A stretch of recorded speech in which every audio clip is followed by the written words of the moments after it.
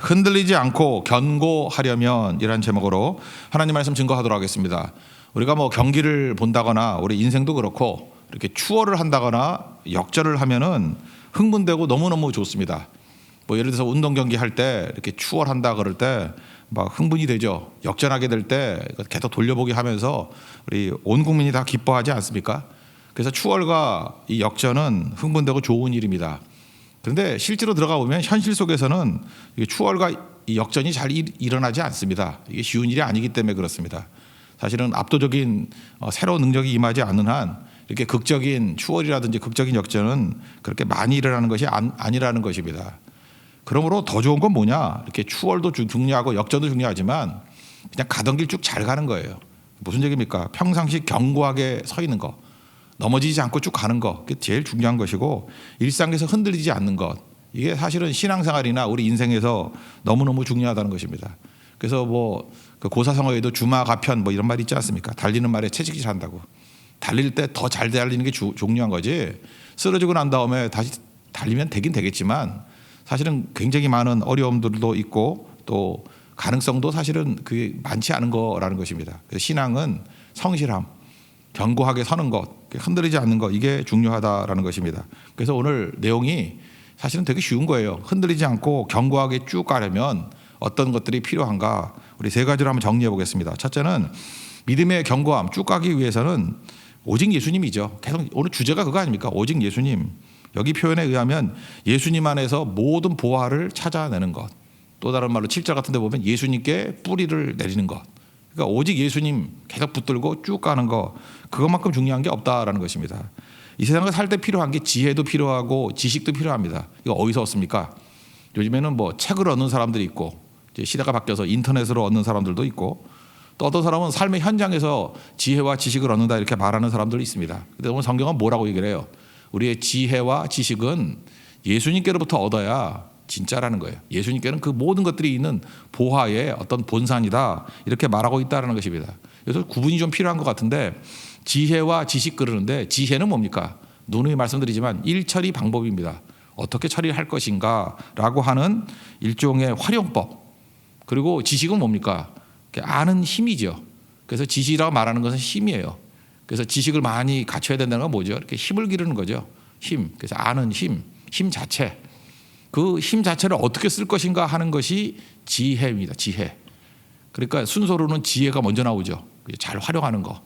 그렇지만 계속해서 힘도 기르는 지식도 꼭 필요한 거겠죠. 그리스도를 아는 지식, 예수를 아는 지식에서 자라가라 그러잖아요. 그러니까 두 가지가 다 있어야 된다는 것입니다. 우리가 소모품에 대해서 얘기를 했죠. 시간이 소모품이다. 돈이 소모품이다. 어제 살폈죠. 고난이 소모품이다. 우리에게 이렇게 주어진 게 있거든요. 그래서 돈도 쓰면서 사는 거예요.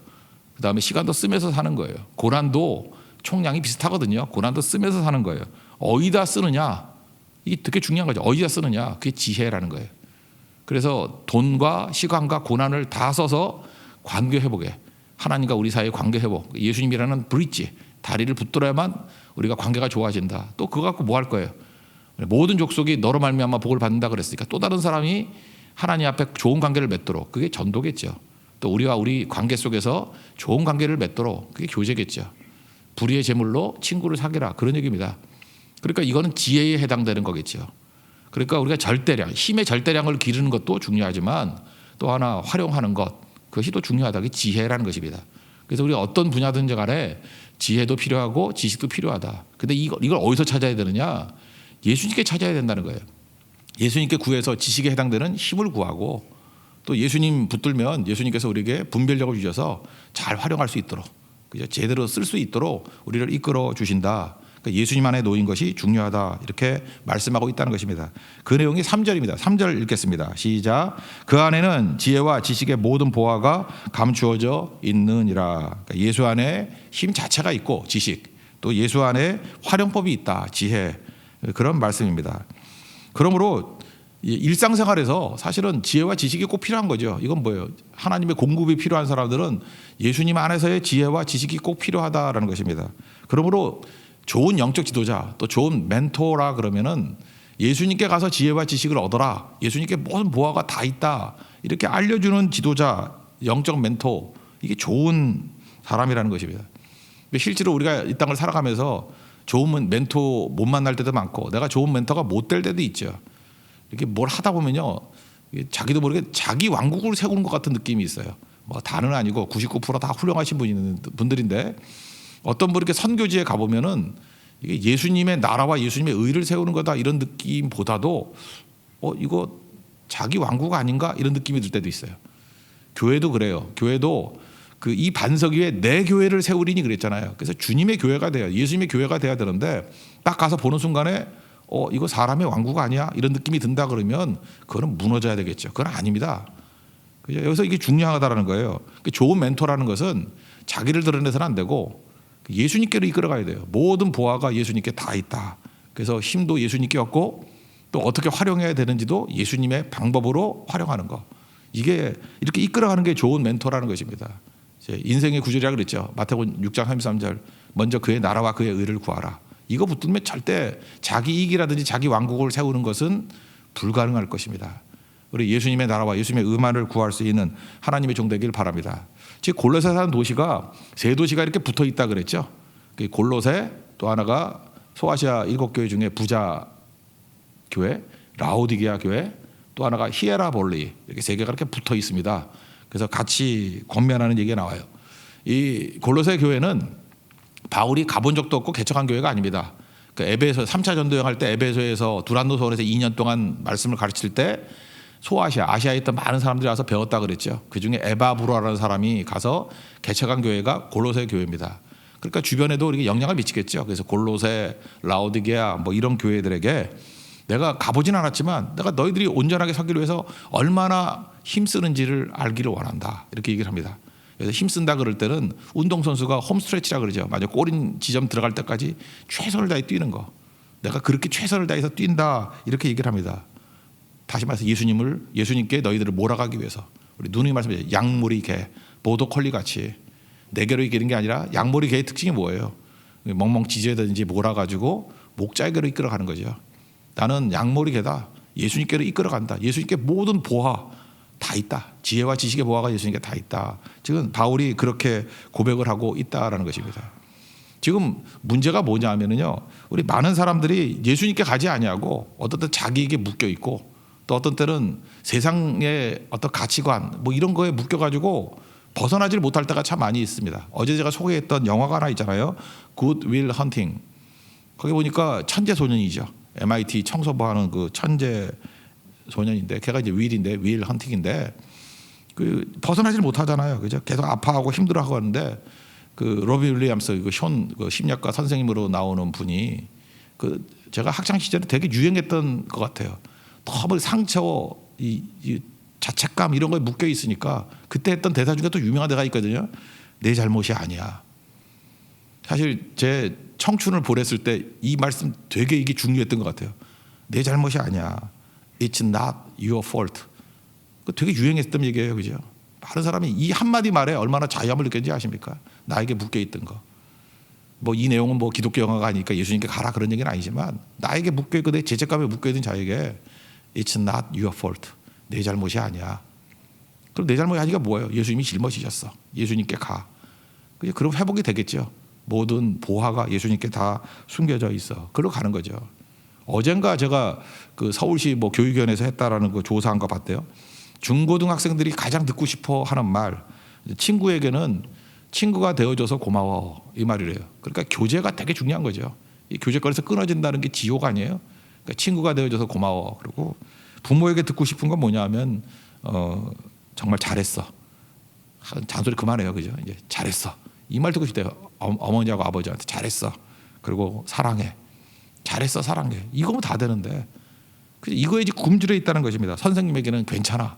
선생님 맨날 혼나는가 봐요. 여기 선생님들 괜찮아. 입에 달고 다니라고요. 괜찮아. 그죠? 그게 우리를 살리는 거죠. 그러니까 여기서 지금 말하는 게 뭐냐면 예수님께 가면 예수님께서 모든 격려를 해주신다. 이게 위로라는 단어가 나오거든요. 위로가 그런 뜻이에요. 그게 격려해 주신다. 그리고 예수님께 가면 사랑 안에서 이렇게 믹스돼 가지고 하나가 될 수 있다. 그래서 예수님께 격려가 있다. 그 위안이라고 변적되어 있는데 또 예수님께 가면은 하나됨이 있다. 이게 좋은 목자겠죠. 우리 자신도 예수님께 가서 힘을 얻고 또 방향을 찾고 우리 많은 양떼들도 예수님이 답입니다. 예수님께 가서 모든 보화를 다 누릴 수 있는 믿음의 종 되길 바랍니다.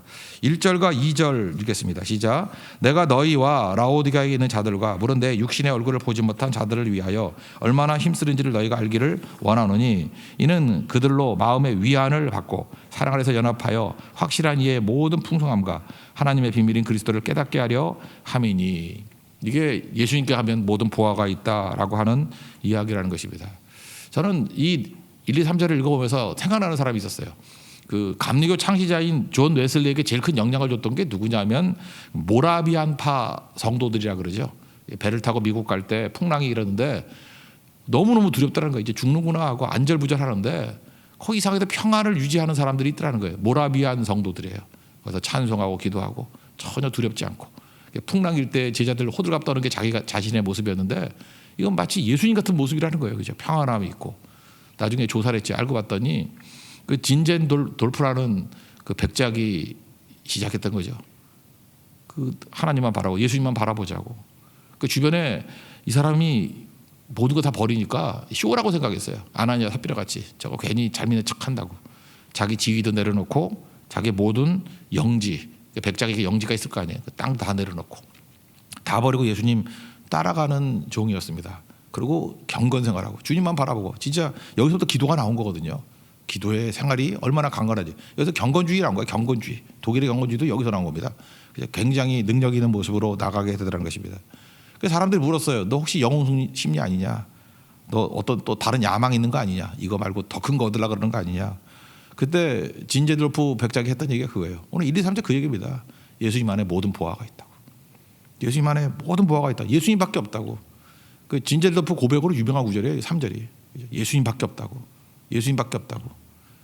결국은 이게 작은 무리였습니다. 근데 이 영향이 뭐 감리교 운동으로 시작해서 이게 영국이죠. 존 웨슬리. 또 독일 쪽에서는 또 경건주의 운동으로 그 18세기 이 시대 이게 어두컴컴할 때 많은 사람들에게 진짜 엄청난 영향을 미쳤던 어떤 바람을 일으키는 일들이 벌어지게 되었다는 것입니다. 우리도 마찬가지입니다. 모든 부하가 예수님께 있습니다. 수에 있지 않습니다. 예수님께 가면은 지혜가 있고 지식이 있습니다. 우리 교회와 우리 성도들이 예수님께로부터 지혜와 지식을 얻는 믿음의 축복된 종 되기를 축원합니다. 그 다음 두 번째, 믿음이 흔들리지 않기 위해서는 예수님께 가는 게 뿌리고, 두 번째는 속지 말아야 된다는 거예요. 그죠? 이 속이는 세력들이 막 있다는 거죠. 이게 원래 뜻은 저울로 속인다 그런 뜻이거든요. 장사할 때 이렇게 저울 속이는 사람들이 있죠. 마찬가지로 우리 믿음의 생활에서도 우리를 속이는 자들이 있다. 당시 속이는 자들 보면은 뭐 크게 부류가 뭐냐면 그 유대인들이 좀 와서 살았거든요. 골리도에. 그 사람들은 율법주의 특징이 뭐예요? 예수님으로 충분하지 않다라고 속이는 거예요. 예수님 플러스 알파.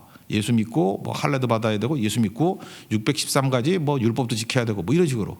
지금도 마찬가지. 예수님으로 충분하지 않다. 그거 말고 더 필요해. 예수님 하나만으로 충분하지 않고 뭐가 좀 더 있어야 될 것 같은 느낌을 잠깐만 주는 데 있죠. 그거 가짜예요. 그거 그런데 속아서는 안 된다라는 것입니다.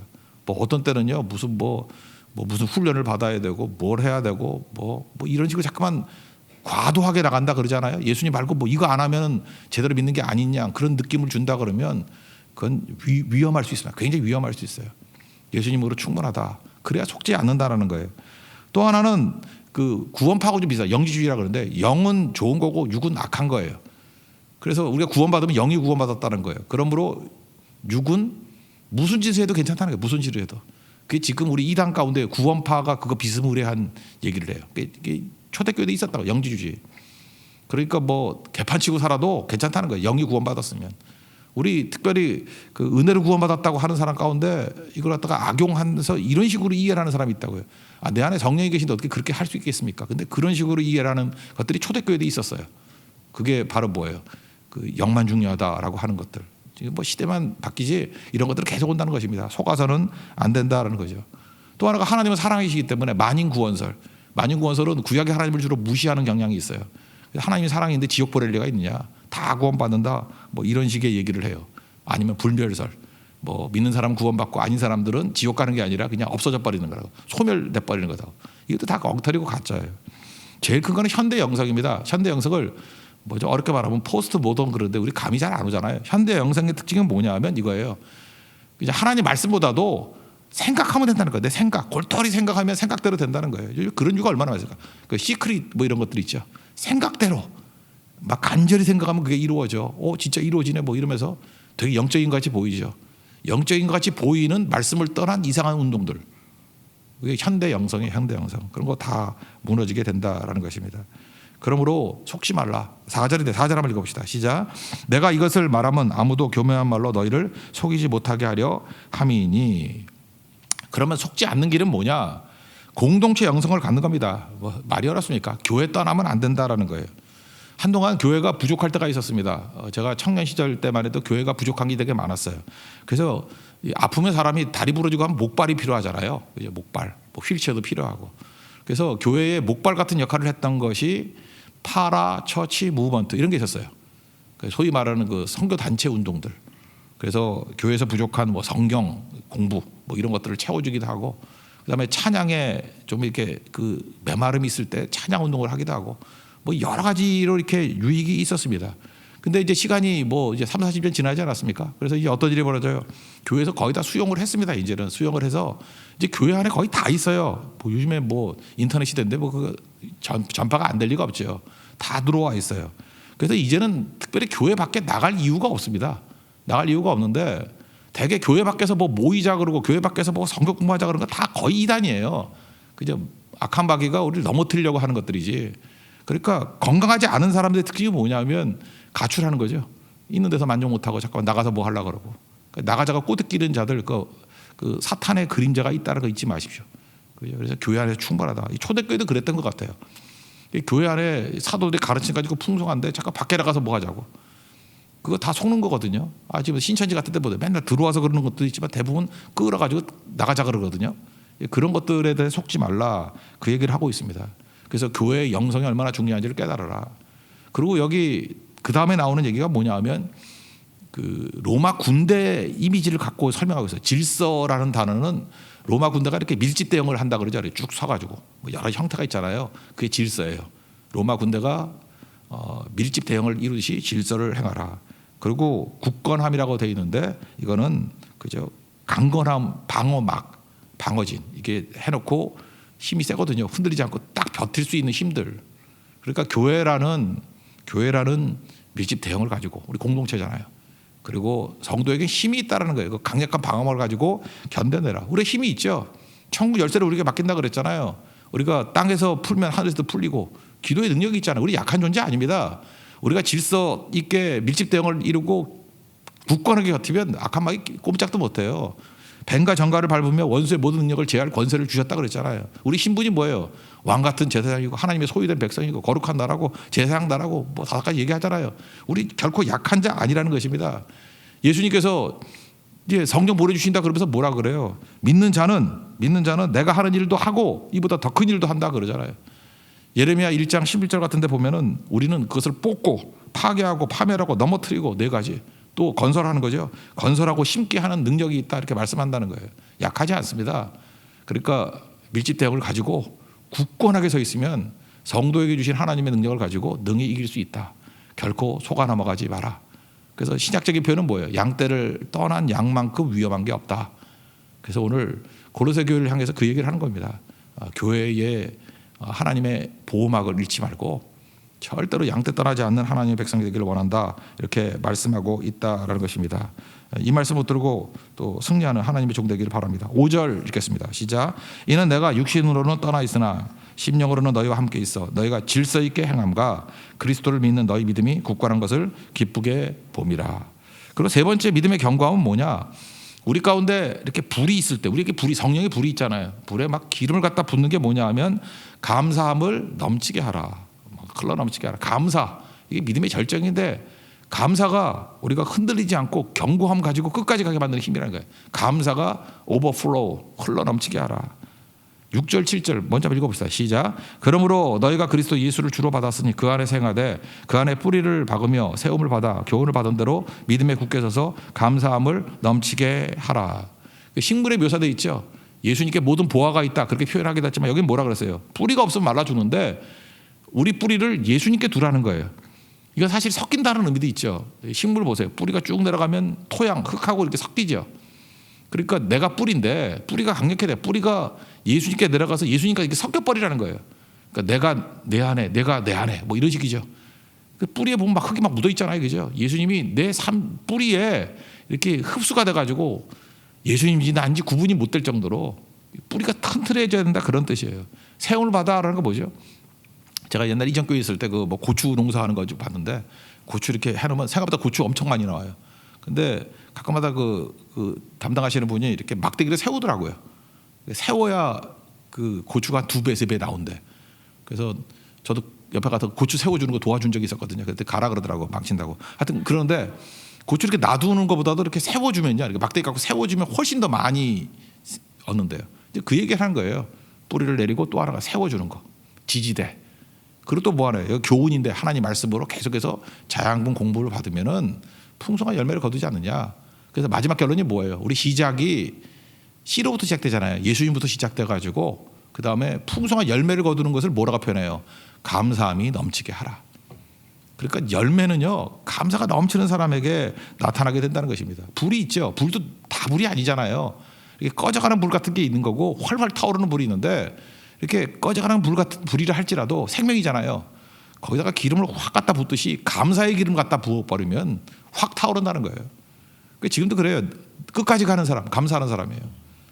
크게 쓰임받는 사람, 감사하는 사람이에요. 강력하게 쓰임받는 사람, 감사하는 사람이라는 거예요.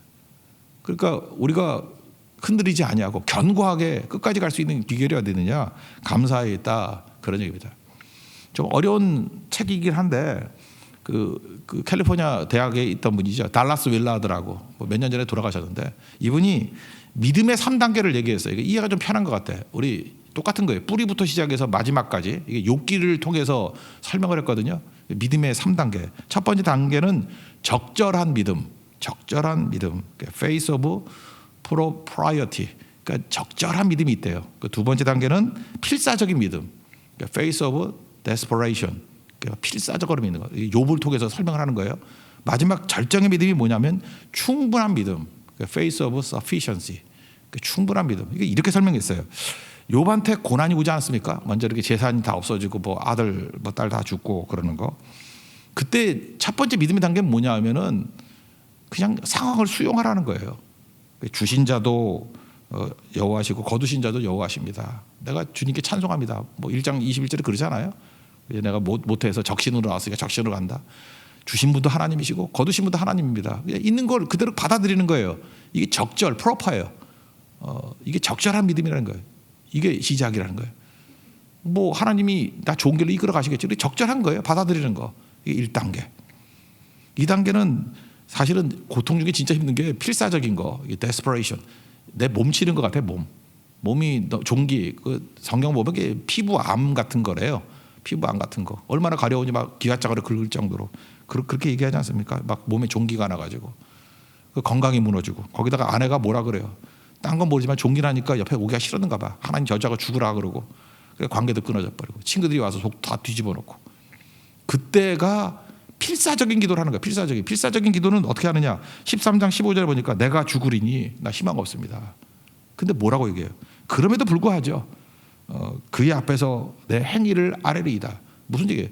그렇지만 그 앞에서 내가 주님만 붙들겠습니다. 주님만 바라보겠습니다. 이게 필사적인 거예요.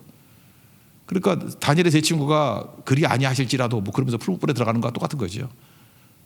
하나님이 심지어 날 버린다 할지라도, 그죠? 그렇게 안 된다 할지라도, 여기 뭐예요? 죽는다 할지라도. 우리 찬양 같은 게 뭐가 있죠? 주님께서 함께 하신다면 병들어도 좋고 가난해도 좋고 뭐 나중에 죽어도 좋은 거죠. 뭐 그런 고백이에요. 그게 필사적인 믿음. 그게 두 번째 단계라는 거예요. 욥이 거기까지 갔죠. 근데 사실 하이라이트는 마지막 단계인데, 충분한 믿음. 그죠? Face of sufficiency. 충분한 믿음은 뭐냐 하면 마지막 단계죠. 이거 하나님과 따지다가 환경 안 보고 하나님 만난 거 아니에요? 욥기 42장 5절 보니까 내가 귀로 듣기만 하는데 이제 눈으로 주님을 뵙니다. 그래서 하나님의 시선으로 세상을 바라보고 하나님의 관점으로 해석이 시작이 돼요. 그랬더니 어떤 일이 벌어져요. 합력하게 서로 이는 거죠. 모든 게 다 충분합니다. 그 충분함의 내용이 뭐냐? 달라스 윌라드 이렇게 설명해요. 감사라고. 감사라는 시각을 가진 사람은 뭐냐면 충분한 믿음을 갖고 있기 때문에 감사가 터져 나오는 거라고. 감사예요, 감사. 그래서 우리의 마지막 목표는 감사, 그 모습이 되면은 충분합니다. 충분한 게 뭐예요? 제가 표현한 압도적인 거죠. 고난보다 충분한 믿음이 있으면 이 하나 정도의 고난을 하나님께서 100 정도의 충분한 은혜로 채워버리면은 남잖아요. 이거 뭐 열이 된다 할지라도 90이 남잖아요. 이게 충분한 믿음이라는 거예요. 허든 테일러 그러면은 뭐 대표적인 믿음 기도의 사람 아니까. 이 사람은 사람에게 요청 안 하고 믿음 선교라는 게 뭐냐면 기도에서 하나님이 직접 주신다 이렇게 믿는 사람이에요. 그죠? 뭐 허든 테일러, 조지 밀러 이런 사람들이었죠. 그 허든 테일러가 22살에 떠났던 것 같아. 그 중국 선교사로. 그러니까 되게 어릴 때 떠난 거예요. 다 버리고. 근데 그 떠나기 전에 뭐 그런 거 있었다 그러죠. 믿음 선교 훈련을 했다 그러잖아요. 어떤 뭐 하디라든지 뭐 그 의사 밑에서 그 조수했다 그러잖아요. 자기는 기도했대요. 내가 모든 일을 사람에게는 절대 청하지 않고 하나님께만 구하겠다고. 뭐 다 이래야 된다는 얘기 아니라 이분이 그랬다 그런 얘기예요. 근데 이 의사인 하디가 미리 얘기하더래요. 나 요즘에 나이가 들어서 깜빡깜빡해서 그러는데 언제 월급 주니 잠깐 잊어버린다고. 월급 때 되면 말해 그랬다는 거예요. 그 진짜 그랬대. 이분이 속이려 그런 게 아니라 진짜 이렇게 깜빡깜빡해서. 그죠? 근데 월급 때가 됐는데 진짜 잊어버리더래요. 월급을 안 주는 거예요. 잊어버리고 한 달도 안 주고 2달도 안 주고. 그러니까 이제 가난하니까 살 수가 없잖아요. 그러면 어떻게 해야 돼요? 가서 말만 하면 되는데 이 허든 테일러가 이때부터 믿음 훈련이라고 생각한 거예요. 그죠? 간절히 기도한 거예요. 하나님 우리 선생님 기억나게 해주세요. 선생님 월급 주게 해주세요. 뭐 아니면 하나님 다른 걸로 채워주세요. 그랬더니 그거 하나를 가지고 나중에 사건을 하나님이 일으키셔가지고 그 하디 선생님이 기억나서 월급을 주는 얘기가 나와요. 여러분 월급 가만히 있어도 그냥 따박따박 이렇게 송금 오죠. 그런 사람이 뭐 감사하겠어? 근데 허든 테일러는 이거예요. 자기가 월급 하나 받는 걸 가지고도 하나님의 손길을 느낀 거예요. 하나님이 일하시는구나. 우리가 기도할 때 하나님이 일하시는구나. When you pray, God works. 하나님이 일하시는구나. 그래서 이때부터 하나님의 살아계심을 막 경험하는 거예요. 그래서 영국 떠나기 이전에 그리고 중국에 갔습니다. 중국에 갔더니 뭐 실제로 뭐 기도했더니 하나님이 공급해 주시더라. 또 어떤 애는 너무너무 공급이 안 오는 거예요. 그래서 굶으면 굶는다 그러고 사는 거예요. 근데 또 친구가 있거든요. 그 친구가 조지 밀러예요. 너무나 기도했더니 조지 밀러도 기도하는 가운데 자꾸만 허든 테일러가 생각이 나더래요. 그래서 조지 밀러가 보내줬대. 벼룩의 간을 빼먹은 거죠. 조지 밀러도 자기도 믿음 선교하는 사람인데, 그죠? 조지 밀러가 더 크게 기도해서 받으면 또 챙겨가지고 또 보내주고. 하여튼 그런 일이라도 나와요. 그게 어마어마한 일이죠. 이게 바로 뭐예요? 하나님만 의지하는, 그죠? 하나님께 도와주시면 충분하다는 거예요. 주님께 충분한 믿음. Faith of sufficiency. 우리 교회도 그 비스무리한 일들이 있었던 것 같아요. 어떤 성도가 이렇게 기도하는 가운데 뭐 그 성도 얘기가 그래요. 뭐 적금 하나가 이렇게 만기된 게 있대요. 아주 큰 액수는 아닙니다. 근데 적금 하나가 만기되는 게 있는데 잠깐 마음 가운데 이거 좀 선교비로 쓰고 싶다 이런 생각이 들더라는 거예요. 뭐 그런 분이 하나 계셨고 또 한 분 선교사님 내가 보니까 그래요. 이분 또 뭐 어떤 기도 제목을 가지고 뭘 또 하려는 게 또 나오더라고. 그래서 저는 가만히 앉아 있었는데 양쪽에서 같이 연락이 온 거야. 한쪽은 계속 기도하고 있습니다. 한쪽은 기도했더니 연락이 됩니다. 지금 제가 역사하면 하나님 역사하실 것 같아. 둘이 연결이 이렇게 되는 것 같아요. 동시에 어떻게 그렇게 이루어져요? 그런 일들이 벌어지게 된다는 거예요. 이게 바로 뭐예요? 믿음 선교죠. 페이스 미션. 이게 뭐 한두 개가 아니죠. 여러분 그래서 계획 가지고만 살지 말고요. 내 능력만 가지고만 살지 말고 여러분들 하나님 앞에 하나님의 도우심, 절대는 사람에게 요청 안 합니다. 하나님의 도우심으로 살겠습니다. 그러다 보면 삶 전체가 사실은 감사가 흘러넘치는 자리가 되고 그것이 기적의 장소가 된다라는 거예요. 허든 테일러 이런 식으로 중국 선교했어요. 근데 항상 투트랙이라고 그랬죠. 이 전도만 잘 된 게 아니라 공산화됐잖아요. 45년인가 그래서 49년에 추방당하고 할 때 그 40년대 후반에 1940년대 후반에 선교사들을 추방당할 때 허든 테일러하고 그 사람들 좀 남아 있었거든요. 그때 그걸 CIM이라고 하는데 중국 내지 선교회. 그때에 이런 일이 벌어졌대요. 선교사들도 가난해진 거예요. 이제 송금도 안 오고 선교사들도 위험해진 거예요. 선교사는 그래도 외국이니까 보호 받았잖아요. 그죠? 함부로 죽이거나 그러지 않았잖아요. 근데 그 1945년부터 1949년 사이에 남아있던 선교사들한테 사실은 영향이 더 컸다라는 거예요. 그때는 우리 기독교의 위축인 줄 알았더니 그때 진짜 믿음을 보였다라는 거예요.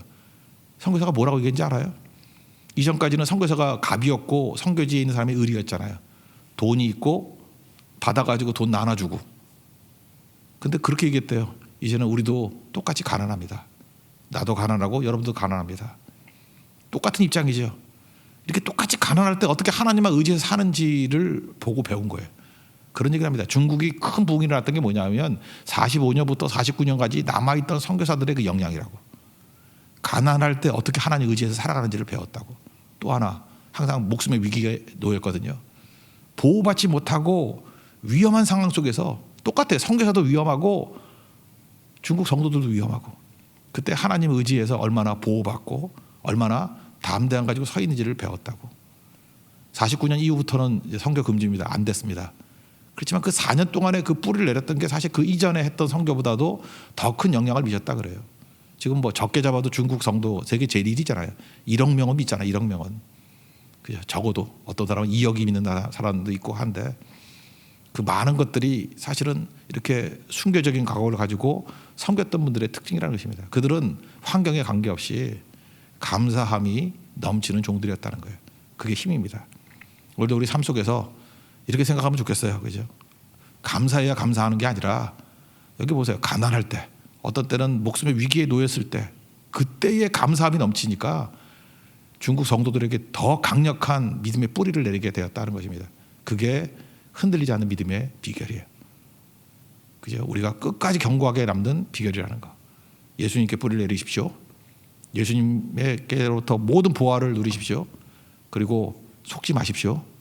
세상 물질에 속지 마십시오. 그리고 최고의 것은 뭐냐? 감사가 넘치게 될 때 우리 흔들리지 않고 견고한 믿음을 갖는 우리 승리하는 종이 될 것으로 확신합니다. 자리에서 일어나겠습니다. 거친 길이를 걸어갈 때도 찬양하겠습니다.